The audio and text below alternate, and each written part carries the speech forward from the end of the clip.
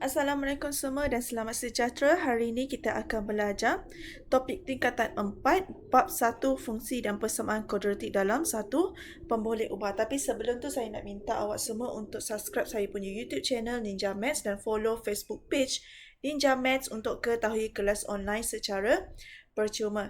Okey, so dalam satu topik tu kita kena faham dan tahu apa yang ada dalam topik tersebut. So dekat sini saya nak awak faham apakah maksud persamaan kuadratik ini dan juga maksud satu pemboleh ubah. Okey, so kita tengok kepada next slide apa yang kita perlu tahu dalam topik ini. First, kita kena tahu maksud persamaan kuadratik itu. Okey, so macam mana kita nak tahu ini adalah persamaan kuadratik? Kita tengok kuasa. Jadi, saya tulis dekat sini ungkapan kuadratik, bentuk ungkapan kuadratik iaitu AX kuasa 2 tambah BX tambah C. Okey, so kita dekat sini X ini adalah pemboleh ubah. X ini adalah pemboleh ubah dan A ini adalah A, B dan juga C ini adalah pemalar. Okey. Jadi, X itu adalah pemboleh ubah dan kuasa tertinggi bagi pemboleh ubah mestilah kuasa 2. Baru kita panggil itu sebagai persamaan kuadratik. Kalau dia bukan kuasa 2, yang kuasa pemboleh ubah dia bukan kuasa 2, itu bukannya kuadratik. Dan kalau awak tengok dekat sini, kita tak boleh A itu sama dengan kosong. Okey, A tidak boleh disamakan dengan kosong. Sebab apa? Kalau kita darabkan A ni kosong dengan X square, kita akan dapat kosong. Bermakna AX square ni dah tak ada. Hanya tinggal BX tambah C. Jadi, dia bukanlah persamaan kuadratik lagi sebab kuasa dekat sini hanyalah 1. Okey, so sekarang saya tunjukkan contoh persamaan kuadratik tetapi bukannya dalam satu pemboleh ubah. Contohnya kita ada 5x kuasa 2 tambah 6y tambah 30.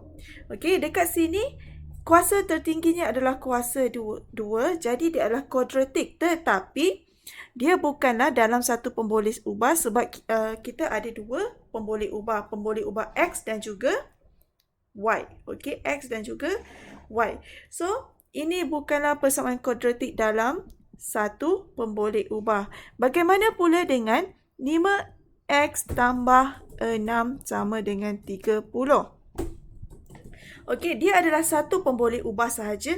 Tetapi, kuasa berapa ni? Ni kuasa berapa? Kuasa 1. Jadinya, ini juga bukannya persamaan kuadratik. Okey, contoh persamaan kuadratik kita adalah 5x kuasa 2 tolak 1 per 2x tolak 30. Okey, contoh. Sini 5 kita, A kita adalah 5, B kita adalah negatif 1 per 2 dan C kita adalah negatif 30. Okey, so awak kena tahu mana A, mana B, mana C sebab kita akan gunakan A, B dan C untuk ketahui pintasan Y dia juga dan juga untuk menggunakan dia sebagai untuk kita mencari paksi simetri. Okey, dan C ni juga adalah pintasan Y. C ni adalah pintasan Y. Okey, so kita dah tahu itu adalah persamaan kuadratik, adalah kita tengok kuasa. Sekarang ni kita kena tahu bentuk graf tersebut. So kita kena tengok emosi. Okey, tengok emosi siapa? Tengok emosi pada huruf A. Okey, bukan tengok emosi awak. Kalau A itu dia adalah positif, okey, nilai dia adalah positif, kita akan dapat graf senyum. Okey, kalau kita positif, kita akan dapat graf senyum. Okey, kalau A itu adalah negatif, kita akan dapat graf masam. Okey, so kita tengok emosi pada huruf A, bukannya tengok emosi pada awal. Okey, kalau contohnya dekat sini. Okey, emosi kita, A ni adalah positif ataupun negatif? A ni adalah positif. So, kita akan dapat graf senyum bagi persamaan 5x square tolak 1/2x tolak 30. Okey. So, lepas kita dah tahu bentuk graf, kita pergi kepada paksi simetri pula. Okey. So, dekat sini paksi simetri awak kena hafal x sama dengan negatif b per dengan 2a untuk kita dapatkan paksi simetri. Okey. Paksi simetri dia yang mana? Contohnya saya ada graf senyum. Okey. Simetri dia ada di tengah-tengah ni. Okey. Di mana sini dan juga sini adalah sama. Okey, simetri adalah sama. Okey. Dan lepas kita dah tahu paksi simetri, kita pergi kepada titik maksimum ataupun minimum. Di mana titik maksimum dan minimum atau minimum adalah x, y. X ini adalah paksi simetri. Dan y ini adalah kamu masukkan nilai x ni ke dalam persamaan kuadratik, kamu akan dapat nilai y. Okey. So, kalau awak tak faham, tak apa. Nanti kita akan cuba untuk dapatkan titik maksimum ataupun minimum. Tapi, macam mana awak nak tahu dia adalah ada titik maksimum atau minimum? Okey, dekat sini saya tulis tengoklah dagu. Tengok dagu siapa? Kita tengok dagu yang tadi senyum dengan masam tu. Okey. Kalau kita dapat graf senyum, dagu kita dekat bawah. Betul tak? So, kalau dekat bawah kita akan dapat minimum point, titik minimum. Kalau kita dapat graf masam, kita terbalikkan muka, kita akan dapat graf maksimum. Okey. So, awak dah tahu dah apakah persamaan kuadratik, awak dah tahu bentuk graf, awak dah tahu simetri, paksi simetri dan juga titik minimum dan maksimum. Sekarang saya akan tunjukkan apa contoh-contoh soalan yang biasa ada dalam topik ni. Yang selalunya dia akan suruh kita lakarkan, cari punca menggunakan kaedah pemfaktoran ataupun reverse way. Cari nilai C di mana nilai C kita adalah pintasan Y. Okey, ataupun dia suruh kita cari nilai A, B. Okey, di mana macam ni lah. A berapa, B berapa, C berapa. Okey, cari titik minimum ataupun maksimum.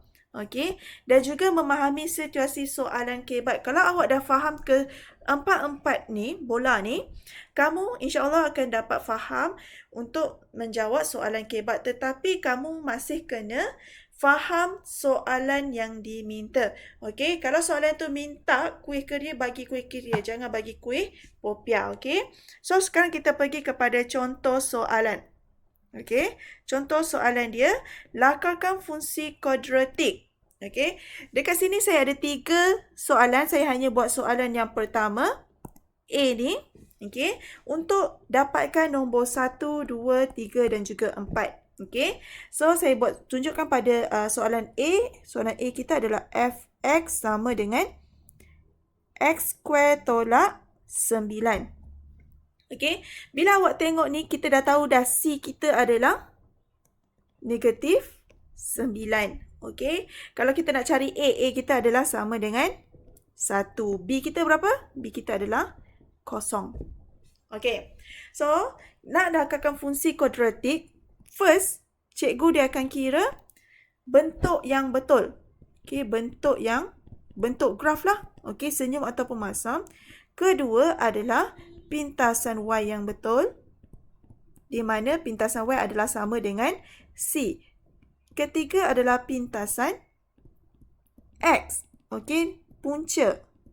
Okey. Okey, dan kita kena cari titik minimum ataupun maksimum. Okey, kita tengok dekat sini, graf kita, A kita adalah positif. So, kita akan dapat bentuk graf senyum. Kalau senyum kita ada minimum ataupun maksimum point, dagu di bawah. So, kita akan dapat minimum point. Okey, titik minimum. Okey. So, kita dah tahu bentuk. Pintasan Y pun kita dah tahu. Negatif 9. Pintasan X yang kita tak tahu. Okey. So, pintasan X kita adalah X kuasa 2 tolak 9 sama dengan 0. Betul tak? So, kita tekan kalkulator. Pergi kepada equation. Kita pakai reverse way. Okey. Pergi kepada equation. Polynomial 2 degree 2. Dan masukkan sahaja dia punya nilai pemalang. Okey, B kita adalah 0. C kita adalah negatif 9. Itu kan sama dengan kita akan dapat 3 dan juga negatif 3. Okey, so kita tulis So, kita tulis negatif 3 dan juga 3. X tolak 3, X tambah 3 sama dengan kosong. Okey, so X tolak 3 sama dengan kosong, kita akan dapat X sama dengan 3. X tambah 3 sama dengan kosong, kita akan dapat X sama dengan negatif 3. Okey, so kita dah dapat pintasan X. Kita dah boleh lukis ataupun lakarkan graf. Okey. Pintasan Y dia adalah negatif 9. Okey. Dia punya pintasan X dia adalah negatif 3 dan juga 3. Okey, so kita dah boleh lukis graf dia. Okey, ni graf kita. Okey, so nombor 1 kita dah settle. Nilai punca dia pun kita dah settle. Cari titik minimum ataupun maksimum. Kita ada titik minimum, betul tak? So, titik minimum kita adalah X, Y. Di mana X itu adalah paksi simetri negatif B per dengan 2, A. Okey, so negatif kita adalah kosong. B kita adalah kosong. 2, 1 sama dengan kosong. So, X kita adalah kosong. Okey, so bila X adalah kosong, kita masukkan dalam persamaan ini, kita akan dapat nilai Y. Okey, nilai Y kita adalah kosong sama dengan kosong kuasa 2 tolak 9. So, kita akan dapat negatif 9. So, titik minimum kita adalah kosong negatif 9, iaitu sama di sini, kosong negatif 9. Okey, so kita dah dapat keempat-empat soalan. Okey, lakarkan fungsi kuadratik yang ni. Cari nilai X yang ni. Okey, pintasan X dia. Cari titik minimum ataupun maksimum yang ni, nombor 3. Dan juga nilai C, nombor 4. So, kita dah settle untuk soalan ni. So, kamu boleh cuba untuk jawab soalan B dan juga C. Okey, untuk cari keempat-empat tersebut. Okey, so sekarang kita pergi kepada soalan kebat. Okey, kita pergi kepada soalan kebat. Okey, di sini saya dah tunjukkan. Okey, saya terangkan dulu soalan dia. Sekeping jubing yang berbentuk segi 4 tepat. Okey, kita ada segi 4 tepat. Panjang dia adalah X tambah 8 dan lebar dia adalah X tambah 4. Encik Lim telah memasang 625 keping. Okey, so jubing pada lantai bilik seluas 12 meter kuasa 2. Sini adalah cm, sini adalah meter. Jadi kita kena tukar pada unit yang sama. So dekat sini saya dah tulis 1 meter sama dengan 100 cm. Okey, 1 meter sama dengan 100 cm. Kalau 1 meter kuasa 2 adalah 100 darab 100. So kita akan dapat 10,000 cm. Jadinya 12 meter kuasa 2 adalah 120,000 cm. So, kita dah tukar pada unit yang sama, cm. 12 meter square ni kita dah tukar pada unit yang sama, iaitu kita tukar kepada cm. So, kita lukis satu segi 4 tepat dan sini adalah panjang dia dan sini adalah lebar dia. Dekat sini dia tulis luas. Bermaksud kita kena cari luas bagi satu keping jubin ni. So, panjang darab lebar. Okey, panjang darab lebar, kita akan dapat luas sekeping jubin. Okey, X tambah 4, X tambah 8 sama dengan, ini adalah untuk sekeping. Okey, yang ni adalah untuk sekeping. Okey, Encik Lim telah menggunakan 625 keping. So, kita darabkan 625 sama dengan 120,000. Okey, cm lah. So, sekarang kita kena selesaikan buat dia satu persamaan kuadratik. Sini adalah darab. Bawa ke sini dia akan jadi bahagi. Maka yang ni hanya tinggal X tambah 4, X tambah 8. Okey, sama dengan, so 120,000 tukar bahagi 625. Okey, bahagi 625.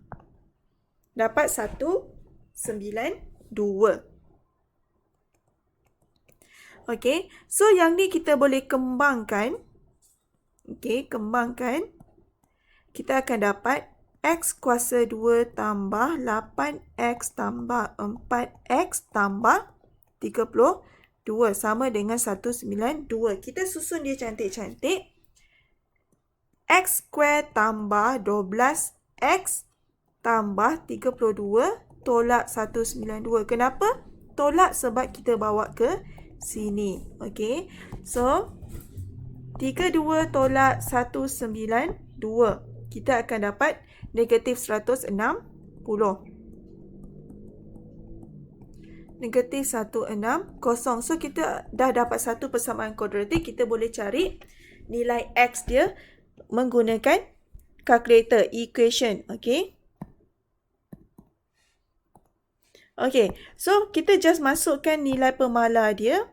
1 sama dengan 12 sama dengan negatif 160.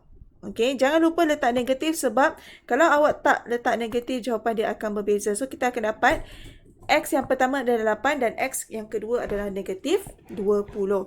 So, X tolak 8. X tambah 20 sama dengan 0. X tolak 8 sama dengan 0. X akan dapat 8. X tambah 20 sama dengan 0. X sama dengan negatif 20. Jadi, panjang, okey, tidak boleh jadi negatif. Okey, panjang tak boleh negatif. Dia mestilah positif. So, jawapan kita X dia adalah 8. Okey, X dia adalah 8. So, yang ini adalah jawapan kita. So, saya dah terangkan satu soalan kebat. Kalau awak ada apa-apa soalan, okey, kalau awak ada apa-apa soalan, awak boleh tulis dekat komen di bawah. Kalau tak ada apa-apa, kita akan jumpa untuk next video. Okey. Tapi sebelum tu jangan lupa untuk subscribe saya punya YouTube channel dan follow Facebook page untuk ketahui kelas online yang secara percuma. Okey, so sampai sini saja. Assalamualaikum dan jumpa lagi. Bye.